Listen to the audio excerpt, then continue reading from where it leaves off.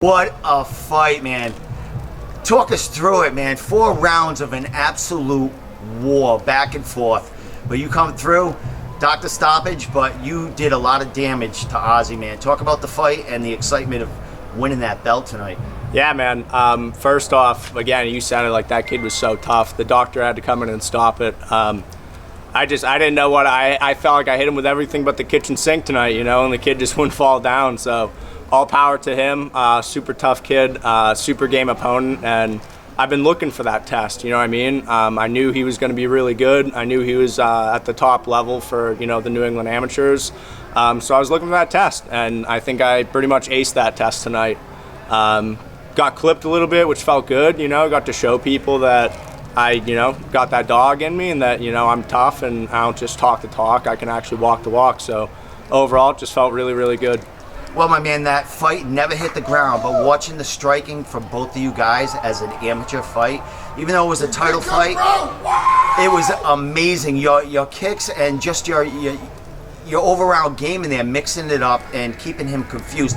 You hit the body a lot, and that seemed to damage him. Even though his face was messed up at the end of the fight, you seemed to pick him apart and all over the body, man. Talk about it, and was that the game plan going in? Yeah, man, the game plan for me is always, to work all levels, legs up to that head, and just keep them guessing. It's chess, not checkers in there. You got to be a step ahead the whole time. I felt like I was a step ahead today. And yeah, just it felt good to be able to mix things up the way, I've been training this entire camp to. And yeah, investing in the body especially is something that I'm really keen on. I think a lot of people underutilize the body game in MMA. The body is what quits first, I think. Like you can shut somebody's lights off if you hit them right to the head. But in general, a lot of headshots, like, you're able to just eat them. Those ones that you really stick to the body, those are the ones that hurt, and those are the ones that do, I think, the most damage. And you could see it as the fight went on and on. He's starting to breathe out of his mouth. You could see his nose was messed up, his face was messed up, and ultimately that was what stopped the fight in the 4th round.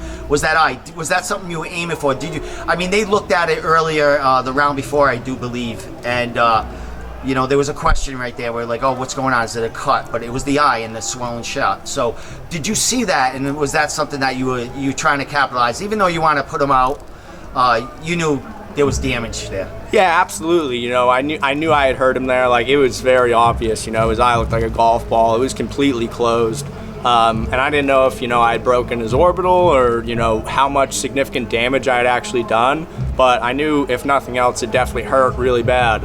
And I got great corners and great coaches, and Devin Powell, Nick Miles, Kyle Hill, they're all telling me, like, find your targets, like that eye's a target, that nose is a target.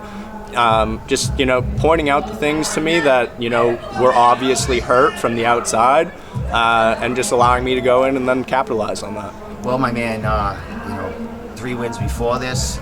You needed a fight like this. Yeah, I did. Definitely needed a fight like this. Show Absolutely. All aspects of you, the heart, and you can get it done. Another TKO in there, my man. Double champ.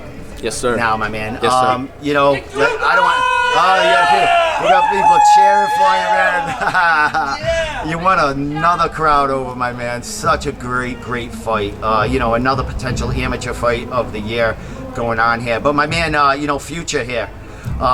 You mentioned your hand hurts a little bit tonight, but it has to. You were tagging him in the face with the whole fucking fight. He's got a hard head, man. Yeah. But my man, Gage Titans will be back. There's a lot of other cards there coming up in the near future, man. What are you looking for, and what's your timeline right now? Yeah, I mean, I honestly, I can't wait to get back here in front of the fans at Plymouth Memorial Hall. Cage Titans puts on an amazing show every single time. I genuinely feel so blessed to have the platform that they put on here for us fighters, and to get to have grown through that platform.